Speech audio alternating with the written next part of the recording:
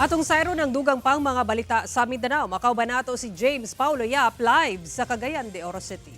James? Salamat, Sarah. Nangalisang na ang kadaghanan sa Pilipinong anaa karon sa Middle East.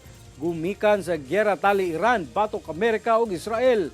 Lakip sa usa ka namatay ang Pinoy sa missile attack. Gipaniguro sa gobyerno sa Pilipinas nga padayon kini nakamonitor sa gubot karon sa Middle East ug andam tabangan ang mga Pilipino. Ani ang report?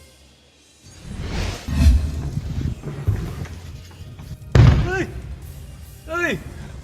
Na lakas nun! Nangalisang ang mga OFW sa Qatar sa mga pagbusikan.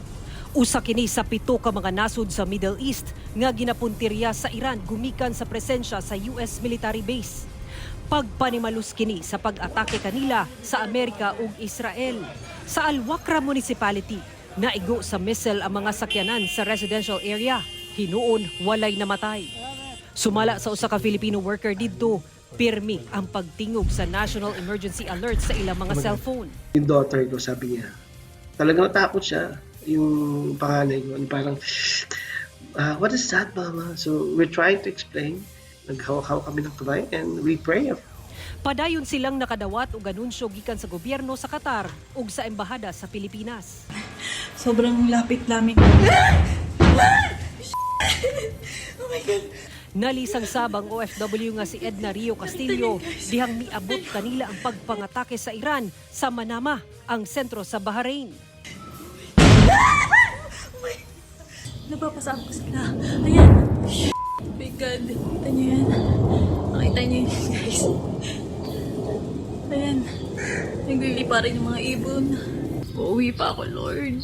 Uuwi pa ako. Diyos ko, pauwi niyo pa ako. Halos kalapit lang talaga namin yung location ng pasabog. Sobrang kabado talaga. Maririnig niyo po yung sirena sa background. At kanina po may mga pagsabog ulit. Sana po ay matigil na po ang kaguluhan ito.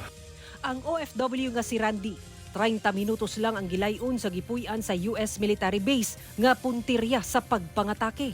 Sobrang nakakakilabot po kasi magkakasunod yung pagsabog at malakas siya.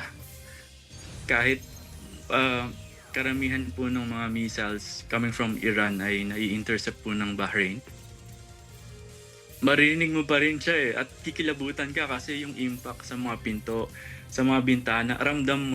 Sa video message ni Pangulong Bongbong Marcos, padayon daw ang pagmonitor sa mga personahe sa embahada ug labor attaché sa mga lugar nga dunay kagubot. Sa ngayon ay patuloy ang aming pag-monitor para tiyakin na nasa magandang kalagayan ang ating mga kababayan sa Middle East. Gipaandam sab ni Vice President Sara Duterte ang mga Pilipino nga namuyo ug magbiyahe padulong sa Middle East. Siguraduhing valid at hawak ang inyong mga dokumento at pasaporte. Kung lalo pang lumala ang sitwasyon sa seguridad, maging handa na baguhin ang inyong mga plano anumang oras kung kinakailangan. Sa datos sa Department of Foreign Affairs, anaa sa kapin 2 milyon ang mga Pilipino nga anaa sa Middle East. Merong yung in-country evacuation or potential assistance na maibibigay natin. Yung Ginatabangan sab sa Department of Migrant Workers ang mga apektado sa flight cancellations, pinaagi sa paghatag og makatulgan, transportasyon ug flight rebooking. Sumala sa Department of National Defense ug Armed Forces of the Philippines, walay direktang hulga sa seguridad sa Pilipinas ang nahitabo karon sa Middle East. Sara Hilomen Velasco, 1 Mindanao.